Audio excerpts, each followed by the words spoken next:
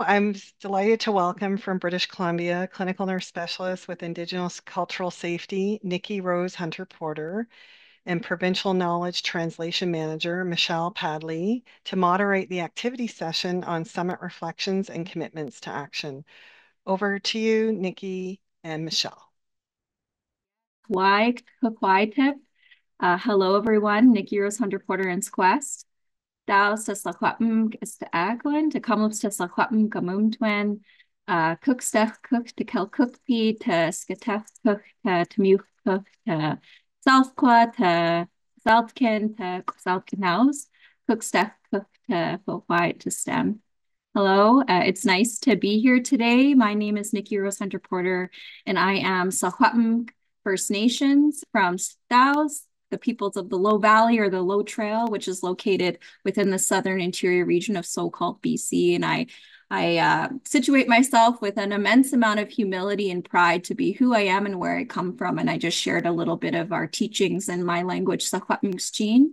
And as was mentioned, I sit as a helper in many spaces. So I have a formal role with BC Cancer. I sit as a provincial clinical nurse specialist with an enhanced specialty focus area on Indigenous health and cultural safety, where I support the 6 regional centers under the umbrella organization of the Provincial Health Services Authority.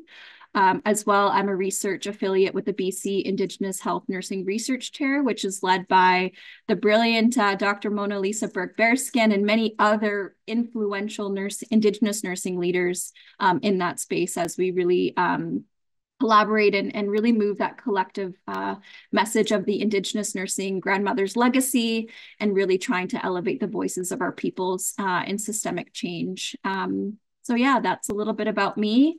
As well, I want to just kind of bring my mother into this space. My mom, her name is Debbie Allendale Porter. She is a survivor of the Kamloops Indian Residential School, aka prison, as well as taken into the 60 scoop. And so, you know, just really wanting to highlight my mom and her strength, perseverance, courage, and bravery in everything that she has done for myself and my sisters and my family, and just the immense amount of strength that kind of lives within my family, interconnected with everything of who we are, Sahuatmk, tied to our land, the language, and the laws of who we are as people. So Cook Strachem, over to you, Michelle.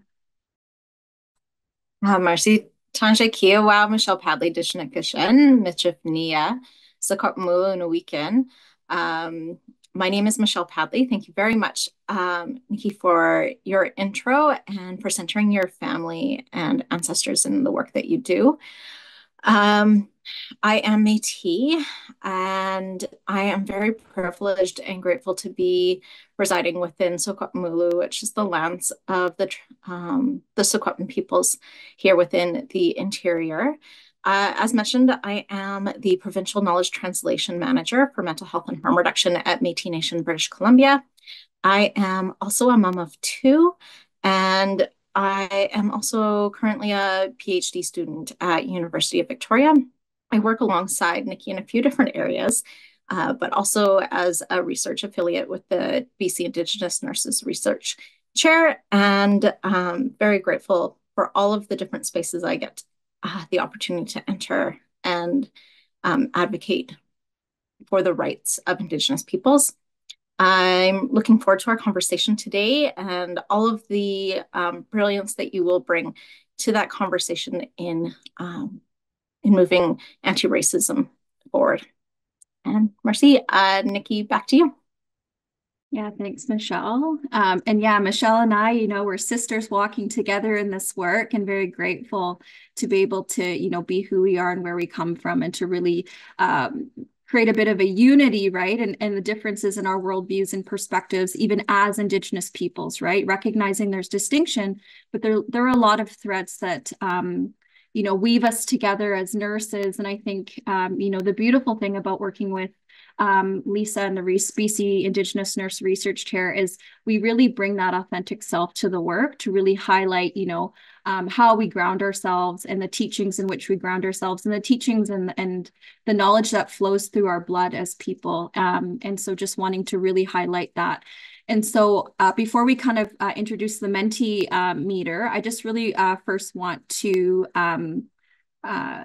give thanks, Cook Stacham, to the peoples who opened us up in a good way, and for Stephanie with the teachings of the Hulik, and I hopefully I'm pronouncing that appropriately, and just really leaning into that teaching of, you know, taking care of us in that space, and really, and the spirit, our spirit during this time. And I really appreciated the messages and the teachings about being conscious of the energy, whether we are conscious of the energy and the intentions of the words we put out, because we don't know how that energy is going to impact things, right? And there's a knowing there that I think a lot of us are not conscious of. And so I always talk about that ripple, that drop of water, and what that little ripple, and how that ripple can maybe turn into a wave. And maybe we won't be downstream to see that ripple turn into a wave, right? But recognizing that the energy that we do give out can have a large impact. So I want to take time for peoples to join onto the Mentimeter. There's the QR code there and the website link. And once we have peoples to join, then we will get started with the questions.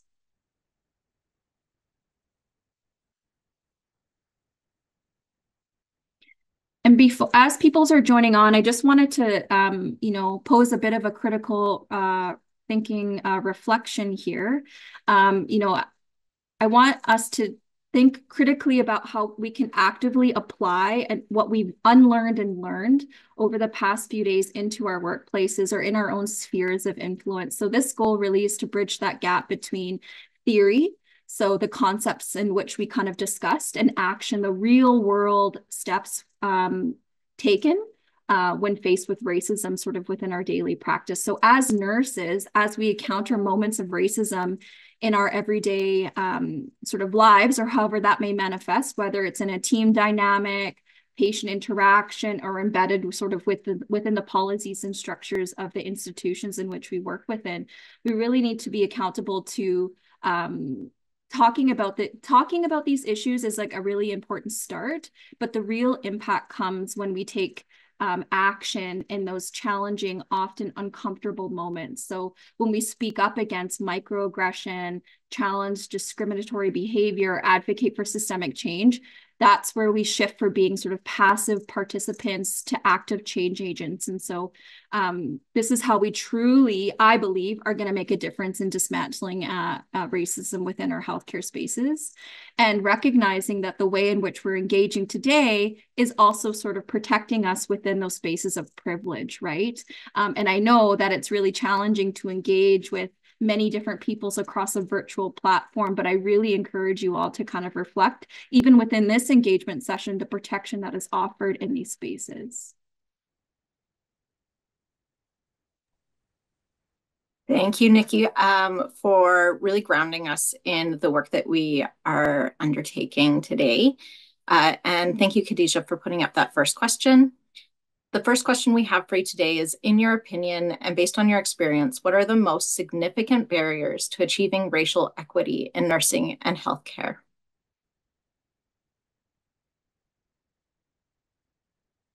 I really appreciate this question, and looking at the barriers that we all face in our work, in our different organizations, and in the different places that we enter. When we really look at the structural barriers, the individual barriers that come up for us in achieving racial equity, I'm really appreciating the comments about white fragility and really being willing to step into that place of discomfort and critically reflecting on your own understanding of anti-racism. And moving beyond that, looking at, you know, the leadership and the structures that we're working in, it very often we're working within a hierarchy, and there's policies and systems in place that make it challenging to create really sustainable change in our works, in our work. So some of the comments I'm reading here, that, you know, the system that's built on racism and white supremacy, leaders not always receptive to hearing about potential racism day to day. A lot of the time when I'm in this work, I'm seeing kind of those superficial commitments without any true change happening within the system. And that makes it very difficult on the front lines to make change. As much as we do that critical self-reflection, we have to look at the systems that need to change as well at those higher levels. Some of the other comments I'm reading, ignorance, lack of knowledge, the belief that racism is no longer a significant problem, resistance to give funding, and that process of wanting to promote individual instead of looking at that collective. Openness to change and increase in diversity, inclusiveness, power, leadership, and equity. And that structural determinants of health, if they are not aligned with anti-racism, we cannot realize equity. So a lot of really great comments here about the structural changes that need to be made along with the individual impact that we each have by engaging in anti-racism every day. Pass it over to you, Nikki. Next question, please, Khadijah. Yeah, thanks, Michelle. Yeah, it's good to see the deep reflection on that structure and system and how that, how that impacts, especially in regards to, different ideology that exists, especially in regards to patriarchy, capitalism, white supremacy, that hierarchy, right? And so this question's a multiple choice question, and it states, what is the biggest challenge in implementing anti-racism initiatives in your organization? And so just going to give a few moments here for peoples to engage with this question and speak to kind of what rings true for you. And seeing here the kind of with 27 or the higher portion here of people speaking to inadequate leadership support. And so just sort of engaging with this, from my own experience as a First Nations or Secwepemc nurse working within systems, this very much rings true to my experience in recognizing that oftentimes my truth as a First Nations nurse is not taken as truth. And unfortunately, there's been a lack of accountability across many spaces of leadership. And I think in terms of that, right? Like as Michelle mentioned, that sincere commitment. Oftentimes we see commitment being made, whether it's within a strategic plan or, different statements that are kind of made in sort of those senior executive tables or those senior leadership spaces.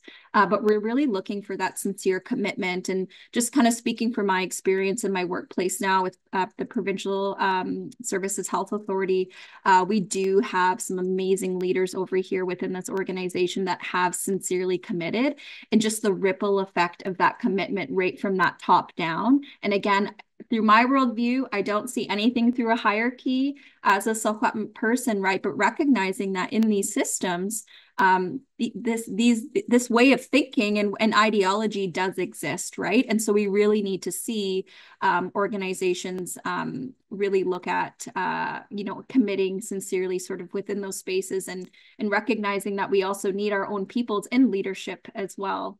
And I think too, in terms of that, sincere commitment, oftentimes I see commitment without that sustainable commitment of, yeah, we'll commit to this role or we'll commit to this action, but really no deep rooted commitment to sort of how we're seeing that play out over a number of years and really evaluating that change or action, right?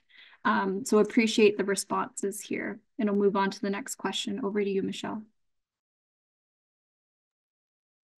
Thank you so much, Nikki. The next question, I think, follows the last one very well. It's how supported do you feel raising conversations about these barriers with management, direct reports, and professors, colleagues, human resources?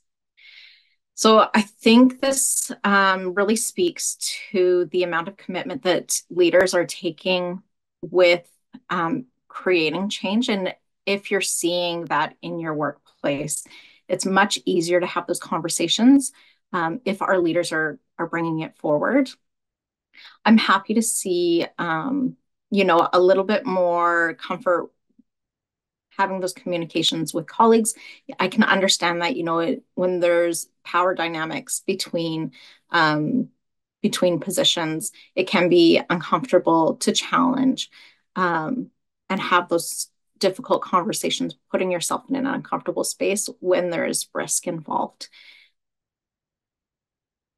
And thank you all so much for your honest kind of reports.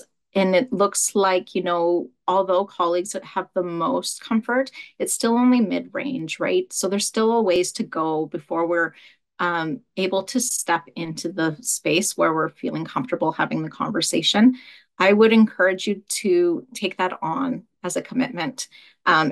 Even if it is uncomfortable, it's important to step into the space and have the conversation and really challenge any form of racism that is coming up that you're witnessing.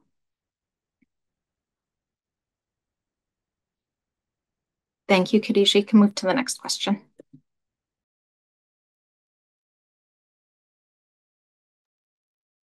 Yeah, thanks, Michelle. And appreciate the truth telling there and just reflecting on sort of the HR and how that was, not feeling supported. And I think that rings true for me. I had a colleague tell me, they're not there for you, they're there to protect the system. So, I that was told to me sort of in my first year of nursing when I was experiencing a lot of racism as a First Nations nurse working in acute care, but then also supporting, clients and sort of bearing witness to that racism. And that was unfortunately a lesson I learned right away.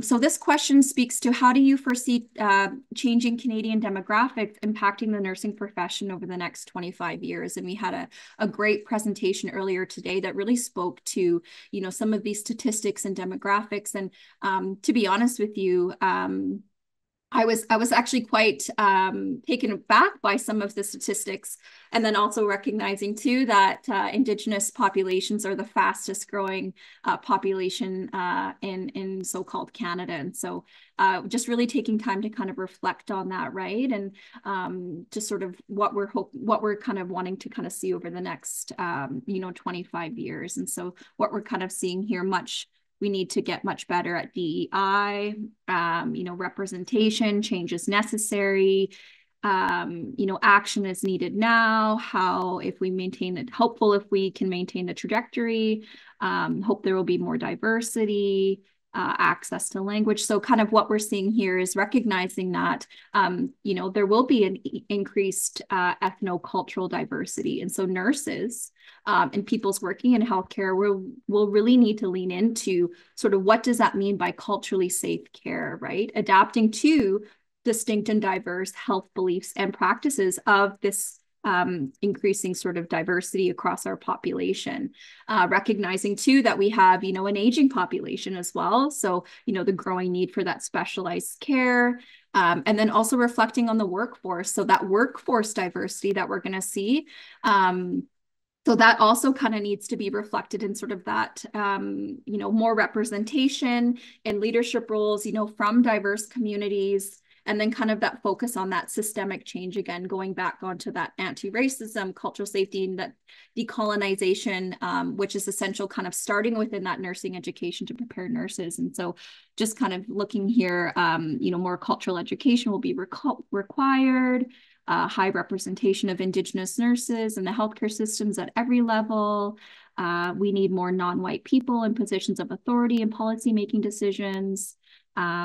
More racialized educators and nurses in leadership positions. And so again, just really appreciating the reflections here about, that leadership sort of sphere of influence and sort of how that will then impact sort of the changes that we need to see and that accountability that we need to kind of see from our systems. And again, I always talk about that. We're always talking about systems, but at the end of the day, who's running systems? Peoples are sort of running those systems and perpetuating those systems, perpetuating the status quo, which is, AKA Western ideology. And I really appreciated people sort of talking a little bit about that historical context and that foundation in which a lot of our work is built upon, right? That colonized Western ideology, which for me, you know, I don't see through that perspective. So just really trying to kind of shift focus here. And, you know, I see some hopeful words too. We are in the action of the TRC. We are in the action phase of the TRC. Diversity will strengthen the profession. Increased diversity. So a lot of focus on that is sort of what we're hearing here from others. Yeah, need for more locally grounded healthcare services, down to up approach. So more grassroots, love that. Cultural education, I see that. TRC calls moving toward fulfillment. Yes, actioning those TRC calls to action for sure. We have nearly 1,000 calls to action, calls to justice, and recommendations in regards to Indigenous peoples and sort of the elevating of those voices. And we really need to enact those now. And a lot of that work has been kind of on the backs of Indigenous peoples, right? So how are non-Indigenous peoples taking up that space and carrying that work forward? And I just, you know, want to kind of bring in, you know, the late Honorable Justice Murray Sinclair, where he spoke to, you know, we've shown you the path to the top and now we call upon you to do the climbing. So really appreciate as we sort of look up to the mountain and we see sort of that path, you know, we see the next 25 years, recognizing that all of those people have come before us and all of the work that they did. And how can we honor the legacy and continue, you know, to create a better path for those yet to come? So I will conclude with that question and over to you, Michelle. Thank you so much, Nikki. I really appreciate all the optimism and the hope, and really that, you know, I see so many comments there of people committing to creating change. And I think that itself creates a lot of hope for where we will be with the increase in diversity in our healthcare systems in the future. The next question we have is, how does your nursing setting, whether academia, clinical care, research, promote or restrict anti-racism advocacy? And so this is kind of taking a measure of where are we at now? What are we looking, how are our systems looking now in addressing anti-racism in our work? What I'm seeing here, you know, people are working in silos, feeling, you know, performative, that superficial level of commitment, so that it's not really that deep-rooted change that we're looking for. And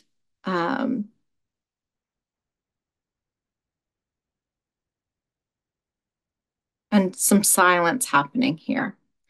However, I do see some changes as well. You know, the setting, embracing change, learning from racialized staff, anti-racism working groups that are working within Saskatchewan.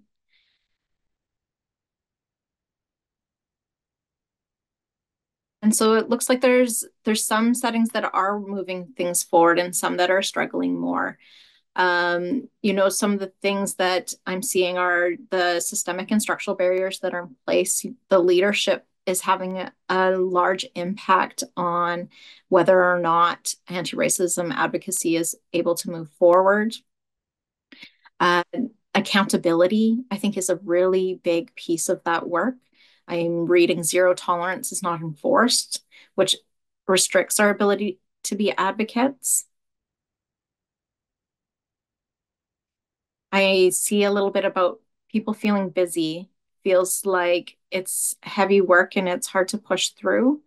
I think that, you know, nursing shortages all play a role, but we need to consider what priorities do we have in our work? What are our priorities? People are losing their lives due to racism. It's not something that we can push to the side or do off the side of our desks. I see suggestions that we need to increase representation within our systems. It does, there's a comment here that says increase pressures on BIPOC staff to address anti-racism policy and practices without proper leadership. That speaks to the additional load that our BIPOC nursing colleagues experience when they're expected to take on the work, and the importance of, critical allyship that we've talked about over the last couple of days.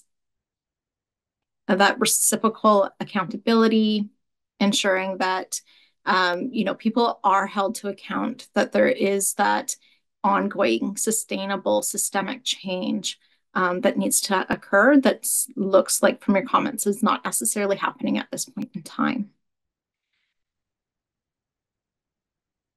One of the things I think that we are moving towards is much more education, seeing more and more of those pieces coming forward, but looking towards how are we enacting that education? How are we taking action? How are we moving forward? And one comment sticking out to me really is we don't speak about it. And how do we change that? How do we have these conversations? How do we ensure that change is happening and that there is that true commitment, that we're actioning the items within TRC, that we're moving anti-racism advocacy forward and not staying silent? I think that's so important, not to stay silent. Okay. Thank you so much for your engagement in this. I'll pass back to Nikki for the next question. Yeah, thanks, Michelle. And I just, so I'll read the question out here, and then as people are sort of moving through, I just wanted to provide a bit of perspective sharing in regard to some of the answers. So this question states, do you feel confident in your ability to recognize performative versus critical allyship? How can this ability be improved? And so I just wanted to, I'm seeing a lot, I shouldn't say a lot, but I'm seeing some responses that speak to DEI work, or diversity, equity, and inclusion. And just something I wanted to share as people sort of take time to answer this question here is how, while diversity, equity, and inclusion initiatives are well-intentioned, they can inadvertently silence Indigenous people's sovereignty. And so again, a simulation of a Western framework. So diversity, equity, and inclusion programs are often adopted upon frameworks that are sort of rooted in Western ideology, that don't align or fully respect Indigenous worldview, governance systems, cultural practices, approaches, perspectives. There's a lack of Indigenous representation in that decision-making initiative with DEI. We're overlooking sort of that systemic oppression of Indigenous peoples with DEI efforts, which is often kind of focused on marginalized groups. And then just there's a lot that I can share about this topic, but I just really wanted to give people some food for thought in regard to diversity, equity, inclusion, and how actually that, can be causing further harm. And again, failing to, I think with the word inclusion, I think sometimes what I see in that is sort of those benevolent acts from sort of dominant groups rather than recognition of Indigenous people's inherent rights to our laws, self-governance, autonomy, and sovereignty. And so just wanting to share a little bit about that. So as we move over to this question, sort of competence and recognizing performative versus critical allyship, kind of what I'm seeing here from peoples in this space is lots and lots of self-reflection, better since yesterday. I feel pretty confident to recognize, but not action. So there's some truth telling here too, which I appreciate, right? That's humility. I think what I'm sort of recognizing by some of these responses is there's some deep-rooted humility here in some of the answers. And so naming it either in the moment or in alternate settings. As a person of color and immigrant, yes. Lean in, be vulnerable, check in with other Indigenous organizations and validate our feelings by implementing the 94 calls to action and the TRC. So there's some really great answers here in regards to, do you feel confident? And then also how can this sort of be improved? And so, what's going on here? As our Mentimeter sort of thinks a little bit about the answers, just kind of wanting to reflect too, right, of that naming of privilege and worldview, right? I don't often see that across my nursing teams. I think I'm starting to see it a little bit more now, but really acknowledging your positionality and how your worldview shapes your interactions. I kind of see that sort of starting to happen in that change. And again, like when we talk about humility, what does that actually mean, right? And then in this concept of like epistemic humility, you don't know what you don't know. You don't know what you've not been socialized to know or through your own lived and living experience. So why would you then speak on behalf of peoples that you have no knowledge of, right? And so just being very mindful of how you position yourself and that accountability and sort of that vulnerability of being a lifelong learner. I think both Michelle and I can speak to the fact that, you know, oftentimes we're being looked at as experts. And again, in my own perspective with my humility in my culture, I wouldn't sort of think that way about myself. The way that we think in my nation is that we each have our own gifts and skill, and we're mentored and nurtured to kind of realize that to the full purpose of how we're going to be then living within this living world. And those gifts and skills then are shared with the collective for the collective benefit of all. So again, everything has a purpose. And so it's just a totally different worldview. And I think, you know, what comes to mind too in terms of this is that accountability. So holding yourself accountable for the actions that, you know, you may be perpetuating, right? And if someone is coming to you and saying, hey, this made me feel, or I'm trying to better understand, oftentimes human nature, there's that defensiveness that kind of comes in, but trying to kind of separate yourself from that and kind of entering into that space of humility and sort of trying to engage in that way. It takes a lot of courage and bravery to do that. But again, for Michelle and I to sit here in this space to speak from our perspective and to show up takes an immense amount of courage and bravery as well. And we are required to do that every single day, right? So just recognizing the differences, right, in that positionality. And just to kind of conclude, from what I'm kind of seeing here on the screen is, being reflective and willing to be uncomfortable versus over focusing on everyone's comfort. Still a challenge. Creating actions for critical allyship is still very hard. Recognizing and reflecting is quite strong. Critical allyship is being flexible and understanding without making assumptions. So again, I think a lot of it goes back to the rehumanization of how we're in relationship with one another, right? Going back to what nurses call the soft skills of our practice, which I don't like that terminology, soft skills, because to me, it almost makes it sound like it's not as important as, maybe those clinical skills that are kind of seen as more in that sort of hierarchy of knowledge, right? And so I think, true allyship really goes beyond that, white benevolence or those performative acts, creating those real ongoing supports for change for peoples. So thanks for engaging with that question. And I really appreciate a lot of the truth telling in that space. Over to you, Michelle, for the next question. Thank you so much. Yes, really appreciating that truth telling as well, and really stepping into that that place of humility and recognizing kind of where you're at and how much growth there is. As Nikki mentioned, we have many conversations about this on the regular. So it does take bravery. It does take stepping into that uncomfortable space, but it's important. This question is a rating scale. To what extent do you agree with the following statements?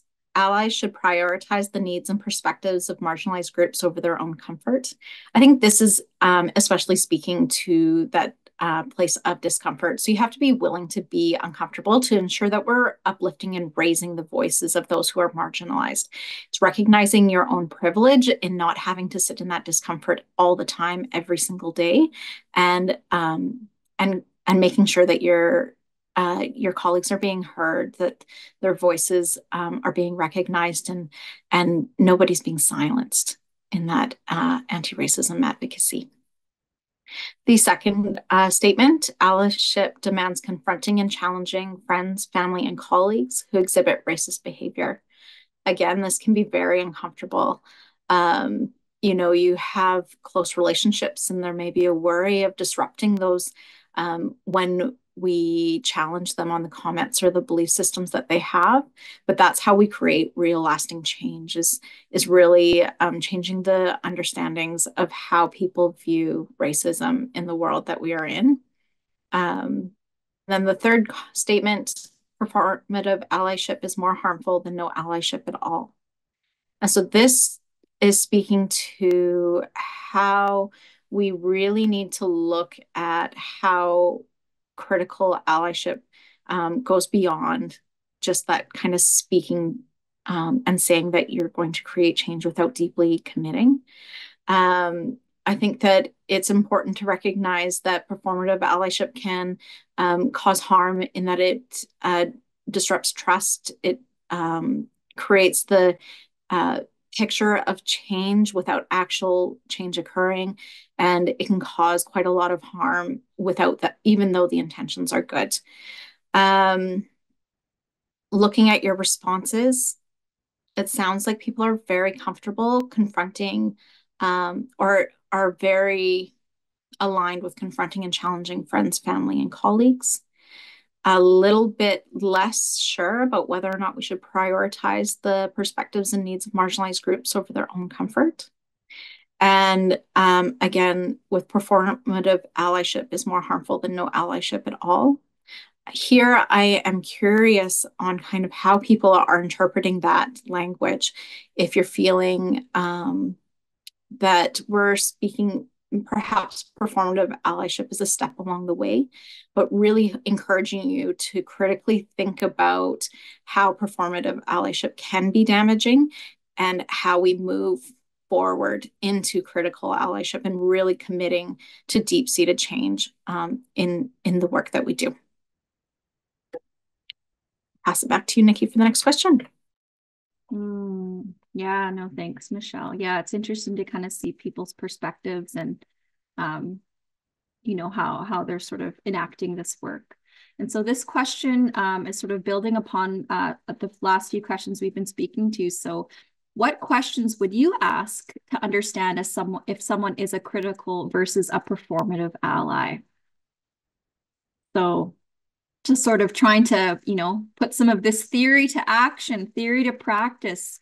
How would you ask? And so some of the questions coming through already are, how will you contribute to the needed change? What are you benefiting out of your actions? What does performative allyship look like to you? In what ways are you privileged? Show me what you have done. What are you willing to do to resolve this issue? Examples of how they demonstrate action.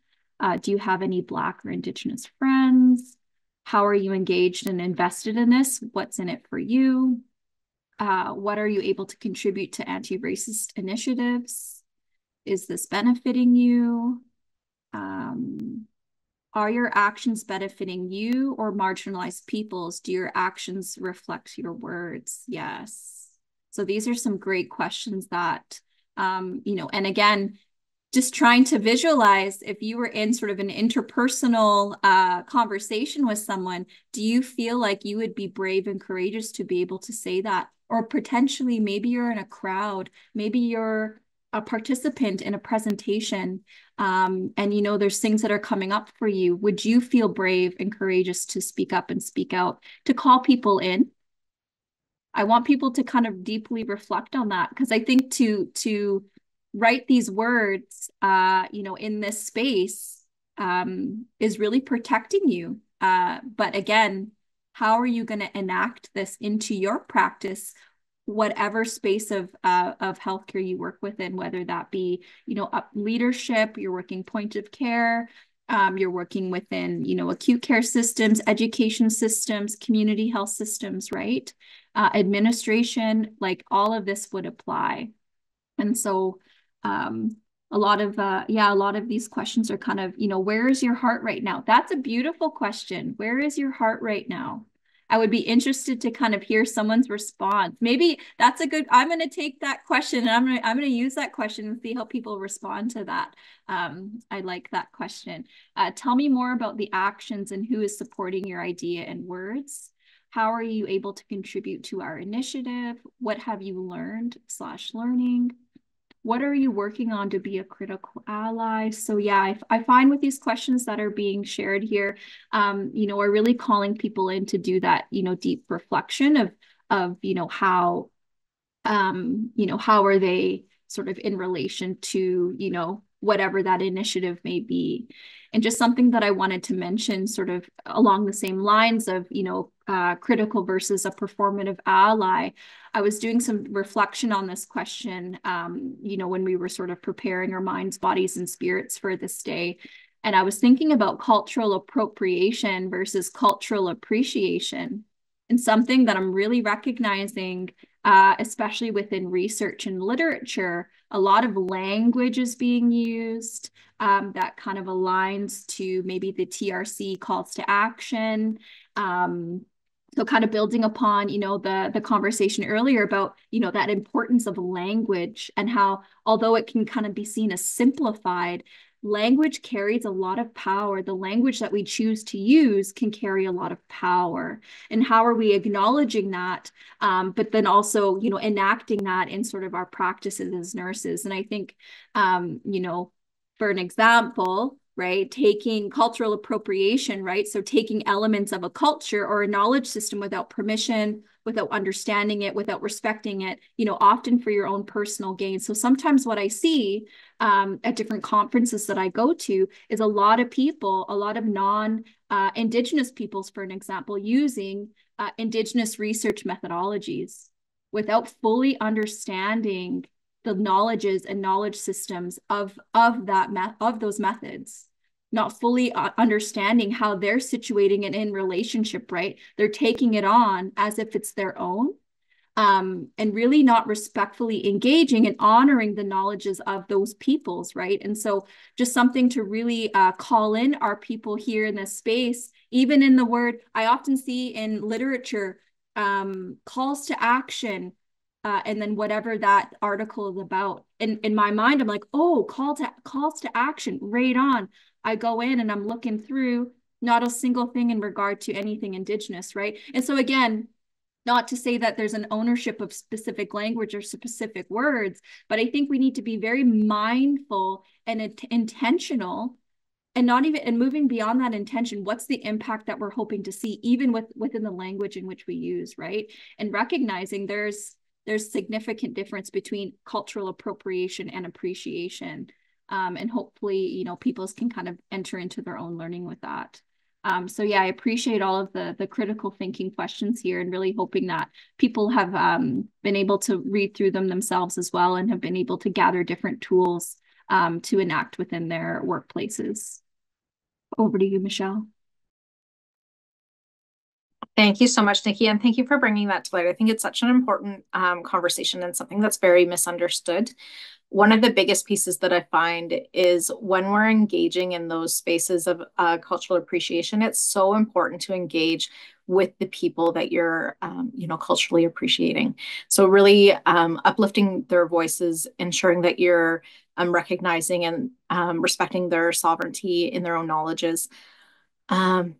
Thank you. I think that we could have an entire session just on that topic. So just really appreciating that. The next question, as you see, is a multiple choice.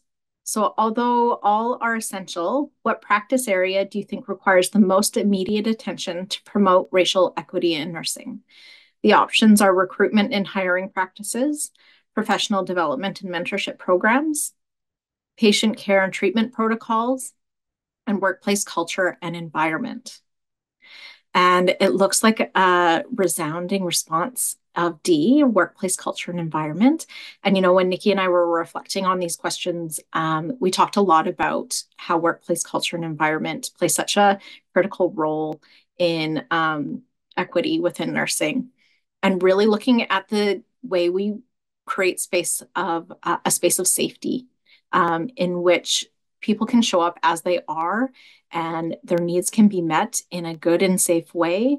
And you can have difficult and uncomfortable conversations that don't encroach on anyone's safety in the workspace, and ensuring that we're recognizing that many of us are privileged in the places that we work. And with that privilege comes responsibility and responsibility and humility in how we're situating ourselves in our workplace culture and environment. Thank you.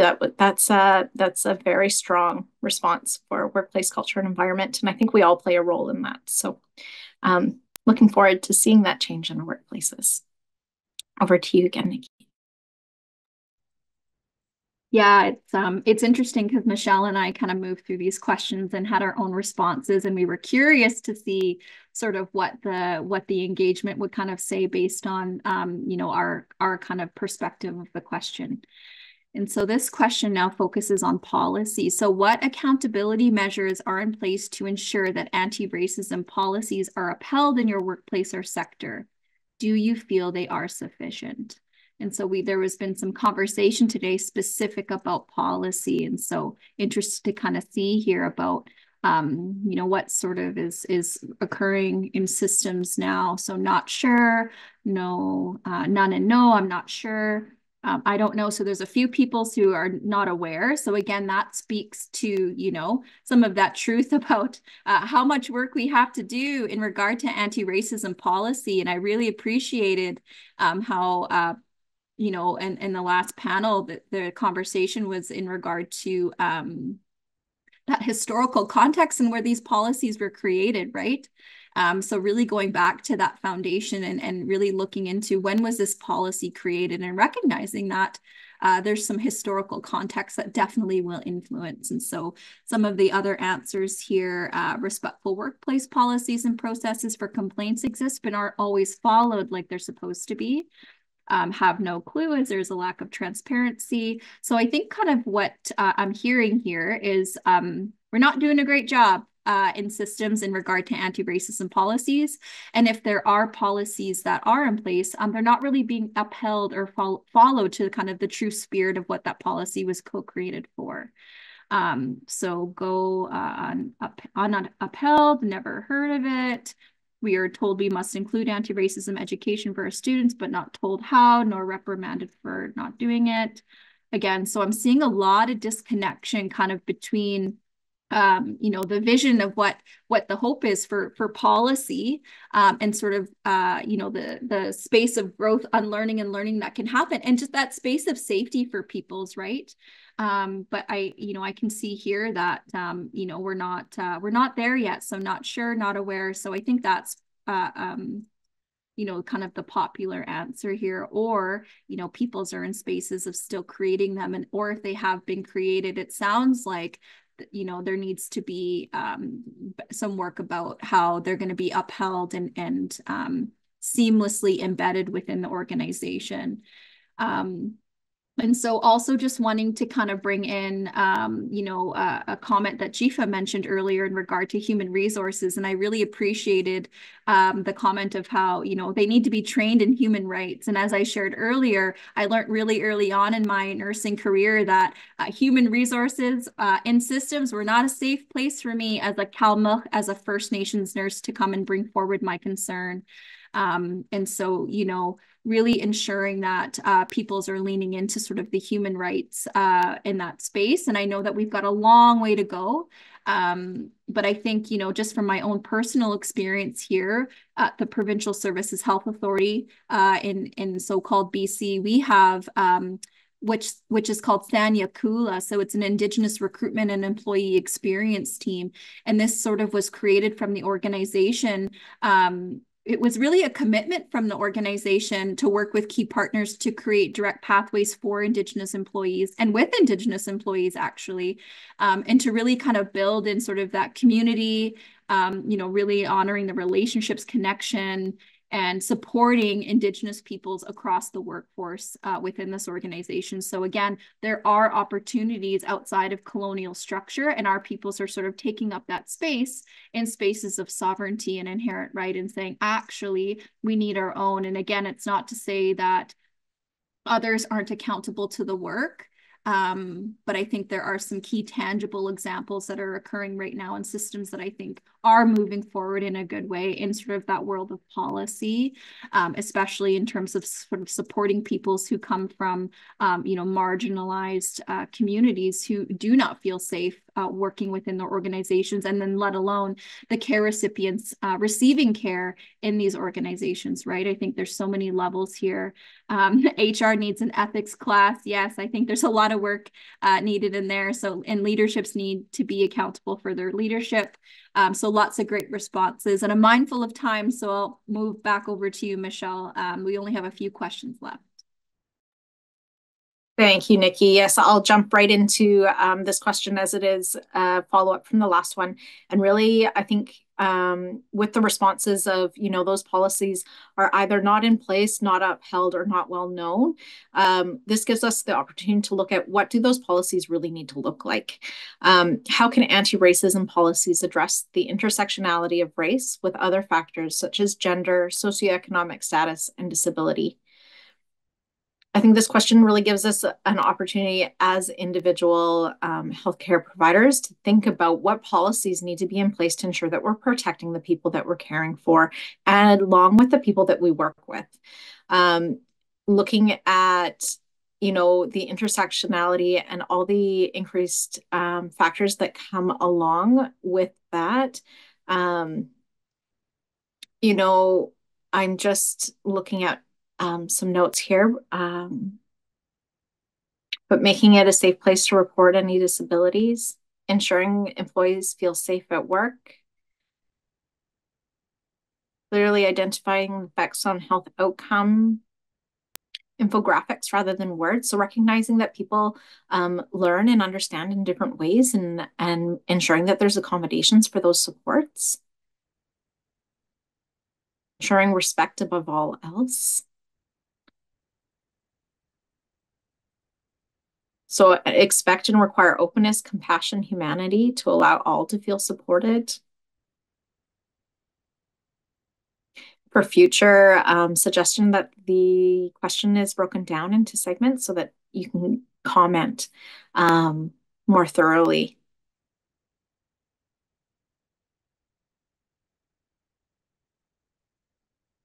Various ways to provide education. The anti-racism policy should include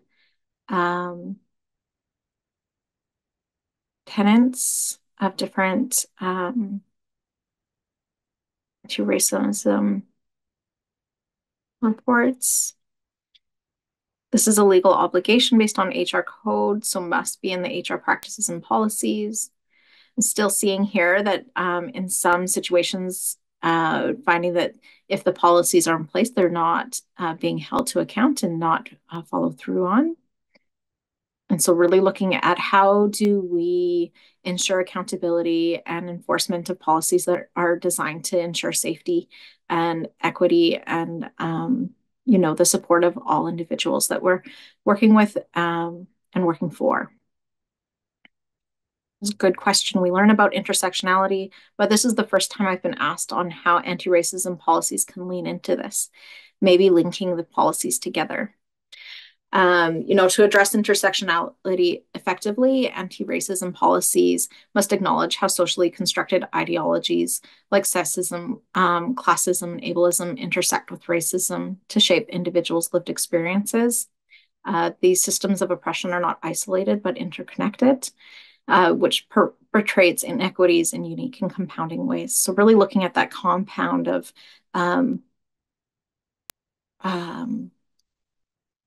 inequity that individuals face each and every day.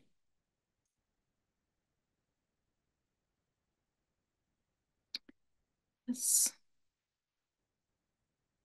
Confront ignorance via mandatory education. It sounds like some places do have that mandatory education in place, but whether or not it is picked up by everyone or understood I feel like a lot of times we do a module or we do an education course, and then we just kind of leave it in the past. We've done it, we check the box, and we carry on. But we really need to look at, okay, now I've taken this education. Why is it important? Why is it important to the work that we do? And how do we ensure that it's action moving forward? Valerie, I've seen that you've popped on and unmuted, so I am imagining we are at the end of our time. No, actually, we have probably 5 minutes left. So I'm thinking you can pick two of the last four. So I just wanted to leave it to you to decide which two. Absolutely. Thank you. Yeah, and and it would, yeah, we can do the two questions, and then I have a bit of just a summary, and then we'll kind of move into an evaluation. So yeah, I'm just having a look here at the question. So this question states, what specific actions will you commit to taking after the summit to promote anti-racism? Show up as an ally, a critical ally, sharing knowledge with coworkers. Yes, that knowledge generation piece. Knowledge is not meant to be held individually. It's to be shared for the collective well-being of all. That's one of our laws here in Secwepemc. That is something that is ingrained within the land of our laws as people, and it's good to see it showing up here in this space too. The sharing knowledge with others, continuing learning and commitment to being an ally. Yeah. Moving into discomfort. Yeah, and in that space of moving into discomfort, we don't want peoples to be in discomfort, even though we're kind of saying, hey, we call you in to lean into discomfort. It's not that we want you to be unwell. That's never the intention. You need to take time to care for your wellness too in this work and recognizing your privileges in that, right? But again, we don't want peoples to be unwell. But I think that deep reflection of leaning into discomfort is important. Never be a bystander, become a stronger ally. Talk about our discussions today with colleagues. Great. Keep learning and never be a spectator. Always check in with my colleagues. For sure. Yeah. Make space for people to be and make noise where they can't. Yeah. And just some words of wisdom from Auntie Nikki Rose over here. I work with a lot of wonderful non-Indigenous nursing colleagues, and as I've been working alongside them, there's been some aha moments of like, hey, I didn't realize I did ... And maybe it's not the best idea to lean into your Indigenous or racialized colleagues to share in your reflection. Is that their weight to carry, really? I think, taking that time and space to do some self-reflection, or maybe reflecting with other peoples who can kind of relate to that experience, I think would be better before you put that onus back onto the people who are likely carrying a lot of the work. And so just some words of wisdom over here. Yeah, encourage debrief sessions for triggering racial events. This is great. And I'm mindful of time, so we'll move on to the final question. I think this is a great question to end on. What further resources or support do you need to continue your anti-racism journey? I think along with this is really reflecting on what you've learned and unlearned in the last 2 days during this conference, and what questions do you have? How do you continue exploring anti-racism and your role that you play as a critical ally? And so looking forward to seeing kind of what's next for you all. What steps are you looking forward to, and what kind of resources would help you along that journey? So here I'm seeing quick access to resources that are available, empathy, senior leadership support and buy-in, forgiveness if I make mistakes, leadership buy-in at my workplace.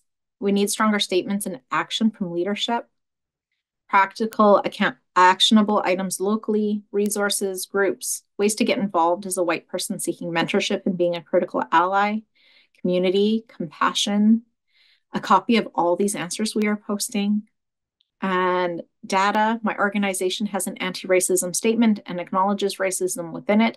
However, nobody has ever measured or collected stories. How will we know if these policies work? Mentorship and community with a common goal and plan to execute. Curiosity, listening, and learning, it's not that simple. So that lifelong commitment to learning, to recognizing where you are at any given moment, and always asking questions, continuing to push yourself to learn more. Opportunities for unlearning as well as learning, reduce resistance from colleagues and management, find a critical ally buddy, exploring partnership principles, CNA to post everything we participated in and a library of the research, opportunity to engage with CNA, Indigenous Relations Action Council. CNA published this so nursing leaders see it, hear it, and change. The more opportunities we have to talk and reflect and learn, the more tools I have to better articulate what anti-racism is, why we need to lean in, and how to start. And that continuous self-reflection. Thank you all so much for your comments. Nikki has a bit of a closing statement, so I'll pass it back over to you, Nikki. Yeah, thanks, Michelle. And just really quickly here, because I'm mindful of time and, we want to have enough time for people to move through a bit of that evaluation of their time over the last few days. But I just want to give thanks, Cookstachum, Cookstachelp. Thank you all for your thoughtful responses and engagement into today's session. And, your input really highlights sort of those critical barriers and challenges, but also the strengths. We also need to see through that strength-based perspective, of advancing, anti-racism across all of our workplaces within nursing and beyond in larger healthcare spaces. And, I think as we move from theory to action, it's clear that that deep commitment to lifelong learning, humility, and that authentic critical allyship is necessary for real transformation. And I just want to thank you all again for the engagement and the dedication and showing up. That's the first step, pays to show up and just be your authentic self and to kind of build relationship in a good way. As we all continue walking this road together, taking care of one another, and helping one another, right? We need to walk hand in hand and again, support one another in this work. And so just, I got many years left in my nursing career, hey? So I'm really hoping that, there's going to be some good environments, not only for those of us who are in the system to really build upon the legacies of the peoples that have been, really advancing and enhancing a lot of this work, but the ones yet to come, the Tel Kalmuch, the ones yet to be born, we walk these roads for them. And so just really situating ourselves in that way and speaking up and speaking out in those spaces, and to be brave and to walk with a lot of humility and a lot of kindness and compassion to yourselves. And hopefully all of you will take time to take care of yourself, over the last few days. And we wish you well. Matt Weekchen, be well. Thank you, Nikki and Michelle. And just, wow, just to see participatory research in action here. You were actually breaking down all of the qualitative responses in a thematic way live, which was incredible to witness and experience. And I was saying to Sahar and Khadija, I think we could spend hours with the two of you and just the hope and the inspiration that you both bring. And just thank you for facilitating this final session before we engage in the post-summit survey. I'm delighted to hand over now to CNA Vice President, Dr. Bukola Salami, who will be closing out the summit with her final closing remarks and overview summary. Over to you, Bukola. Thank you. Thank you so much for giving me the opportunity. Wow, I have been listening to this for the past 2 days, and it's been such a great privilege to be able to join this session and to be able to learn from all the speakers. And I'd like to thank all the attendees, the speakers, panelists, organizers. It's been, I think, we had, maybe up to 400 participants at some point when I was watching the list of participants. I also want to specifically acknowledge the contribution of the Anti-Racism Summit Steering Committee, the Indigenous Relations Action Council, the Anti-Racism Advisory Committee, and also CNA staff for all the work they've done to make this a reality. The last 2 days has provided the wealth of information and data on anti-racism, and we've also provided practical tools and strategies to address and improve policies and practices on anti-racism. Yesterday, I listened to my colleague, Dr. Josephine Etowa, who spoke about epistemic racism. Greedy nurses spoke on performative benevolence, and I won't forget Ovi's comment that allyship is action. We heard from allies on strategies to address racism, including anti-Indigenous racism. Today, we heard from Laurent Martel about demographic shifts in Canada. And one data that I will not forget is that Toronto, by 2041, will have 70% of population that will be racialized. And that tells us that the whole idea about visible minorities is no more minorities, maybe it is visible majorities. Thus, of central importance, of course, is for us to all live together in an anti-racist world. Dr. Zifa Dorduno, and thank you for your work and your research with the CNA. Highlights racism in nursing, and our engaged approach also indicated how racism may be different from racial discrimination.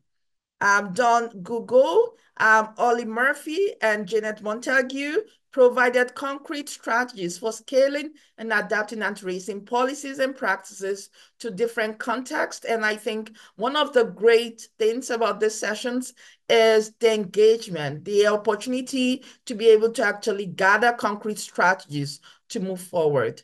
Across these sessions, we've been able to achieve our objectives, which includes shared learnings from the implementation of anti-racism policies at micro, meso, and macro levels of healthcare and nursing, and also identify how to move past performative actions into advocacy and allyship. And we've had several panels that have discussed allyship.